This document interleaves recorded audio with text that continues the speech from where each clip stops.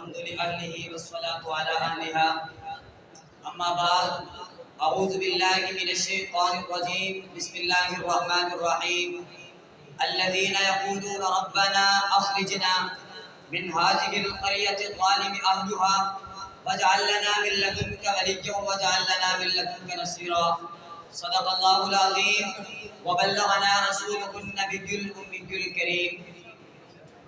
لکھتے ہیں کہ تیرے غم میں نظم مسجد اقصی، لکھتے ہیں کہ تیرے غم میں نظم مسجد اقصی، بے بس تو ہیں بے حس نہیں ہم مسجد اقصی. نبیوں کی امامت کے لیے تجھ میں کھڑے تھے، نبیوں کی امامت کے لیے تجھ میں کھڑے تھے، معراج کی سب شاہ امم مسجد اقصی. ابن جموسا جوش نہیں قلب میں لیکن مانگی ہے دعا دیدہ نم مسجد اقصی. حالات کی زنجیر ہے پاؤں میں ہمارے، اس دل نہیں مولا کی قسم مسجد اقصی. غفلت میں گرفتار ہیں لیکن نہیں بھولے حضرت عمر کے نقش قدم مسجد اقصی. میرے انتہائی واجب الاحترام قابل عزت احترام محترم مکرم ذی وقار اساتذہ کرام اور جامعہ دارالقرآن کے ہم مشن ہم مکتب طالب علم ساتھیوں، آج میں آپ حضرات کے سامنے جس موضوع سخن کی کلیوں کو تراشنا چاہتا ہوں وہ موضوع مسئلہ قدس اور عالمی قوانین کے مقدس عنوان سے معنون ہے. سامعین ذی وقار، سرزمین قدس قبلہ اول کی بنا پر تمام امت مسلمہ کا مشترکہ اثاثہ ہے. یہاں پر انبیاء کرام کی کثرت بعثت کی بنا پر یہ سرزمین انبیاء بھی کہلاتی ہے. حضرت ابراہیم علیہ السلام کے صاحبزادے حضرت اسحاق سے بنی اسرائیل کے آخری پیغمبر تک یہ خطہ انوار نبوت سے جگمگاتا رہا. پھر آخری پیغمبر آقا علیہ السلام ہجرت کے بعد ایک مدت تک حکم الہی بیت المقدس کی جانب منہ کر کے نماز پڑھتے رہے، اس لیے یہ مسلمانوں کا قبلہ اول بھی کہلاتا ہے. سامعین ذی وقار، اس بنا پر امت محمدیہ کا سرزمین فلسطین اور مسجد اقصی کے ساتھ ایک گہرا تعلق ہے، ایک ایمانی رشتہ قائم ہے اور یہ رشتہ اتنا اٹوٹ ہے کہ معلوم انسانی تاریخ میں سوائے ایک صدی کے یہ خطہ ہمیشہ پرچم محمدی کے سر نگوں رہا اور یہاں اسلام کی شان و شوکت کا ڈنکا بجتا رہا، جہاں اسلام کی شان و شوکت کی آواز اٹھتی رہی.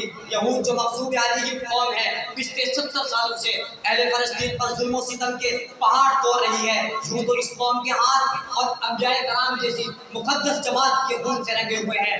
اپنی ہی قوم کے علماء صلحاء کا خون بہانا ان کا صدیوں سے عمل پیشہ رہا اور آج یہ فلسطین پر قابض ہو کر وہاں پر صدیوں سے آباد مسلمانوں کا قتل عام کر کے انہیں نقل مکانی پر مجبور کر رہے ہیں. یہودیوں کے مختلف جرائم قرآن کریم میں مذکور ہیں جن کے اندر وہ یہودیوں کے قتل انبیاء کا تذکرہ بار بار دہرایا گیا اور یاد رہے کہ انہی جرائم کی بنا پر یہ قوم ذلت و پستی کی بدال میں اتار دی گئی. جناب صدر، اب ہم دیکھتے ہیں کہ 19ویں صدی میں اقوام متحدہ میں فلسطینی لوگوں کے جذبات سے کیسے کھیلا گیا. 11 مئی 1949 کو اسرائیل کو اقوام متحدہ کے رکن ملک کے طور پر تسلیم کر لیا گیا. پھر 22 نومبر 1967 کو سلامتی کونسل میں وہ قرارداد منظور کی گئی جس کے تحت اسرائیل کو ان کے مقبوضہ علاقوں کو خالی کرنے کا کہا گیا، جن پر اسرائیل نے 1967 کی 6 روزہ جنگ کے دوران قبضہ کیا تھا. لیکن افسوس یہ ہے کہ آج تک اس قرارداد پر عمل نہ ہو سکا. پھر وقت نے کروٹ دی.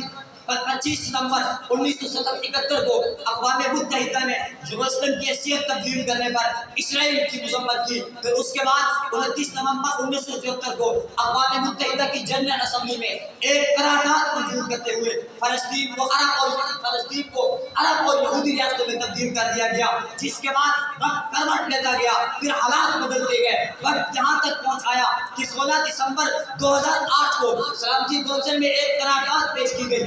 مشرق وسطیٰ امن اول کی حمایت میں پیش کردہ قرارداد کو بھی منظور کر لیا گیا. پھر 31 اکتوبر 2011 کو پیرس میں اقوام متحدہ کے ثقافتی ادارہ یونیسکو کی طرف سے فلسطین کو مکمل ملک ریاست کے طور پر تسلیم کر لیا گیا. جس کے بعد امریکہ اور اسرائیل کی جانب سے مخالفت کی چنگاریاں بڑھتی ہیں. آخر کیا وجہ ہے کیوں مخالفت کی چنگاریاں بڑھتی ہیں؟ خلاصہ یہ ہے کہ مسلم دنیا کے علاوہ کئی دیگر ملکوں نے بھی فلسطین کے حق میں ووٹ دینے کا اختیار دیا ہے، جن میں اسپین، فرانس اور برطانیہ جیسے ملک بھی شامل ہیں. ہسپانوی وزیر خارجہ کا کہنا ہے کہ میڈرڈ حکومت جنرل اسمبلی میں فلسطین کی حمایت کرے گی، فلسطین کی کوششوں کی حمایت کرے گی، کیونکہ فلسطین ہی واحد راستہ ہے جو امن کی راہ کو ہموار کر سکتا ہے. سامعین اسی کا بعد پھر وقت نے کروٹ لی. 17 اکتوبر 2023 کی صبح فلسطین میں کچھ اس انداز سے شروع ہوتی ہے کہ عرض فلسطین پر قابض ہونے کے بعد اسرائیلیوں نے جو آب و خون کا سلسلہ شروع کیا وہ تاحال جاری ہے. افسوس اس وقت اہل فلسطین آج تک اہل فلسطین یہود کے مظالم کا مقابلہ کرنے کے لیے مادی وسائل کی قلت کے باوجود آج تک مستمع ہے. لیکن افسوس یہ ہے کہ مسلم حکمران جو ایٹمی طاقت کے باوجود، تیل کی دولت کے باوجود، بے شمار اسلحہ اور مال و دولت کے باوجود قبلہ اول نہیں چنا سکے. افسوس یہ ہے ان سے ایک قبلہ اول نہیں چنایا جا سکا. پہلے تو گاہے بگاہے کوئی آواز نہیں سنائی دیتی، لیکن حال ہی میں جب رمضان مقدس کی آخری راتوں میں فلسطین پر صہیونی اسلحے مسجد اقصی میں مظلوم عبادت مسلمانوں پر ٹوٹ پڑا، تب سے تقریباً 2 ہفتے تک فلسطین اور مسجد اقصی پر آب و آہن کی بارش ہوتی رہی، جس میں میڈیا کی عمارت سے لے کر کتابوں کی لائبریری تک، مسجد سے ہسپتال تک سب تباہ و برباد کر دیے.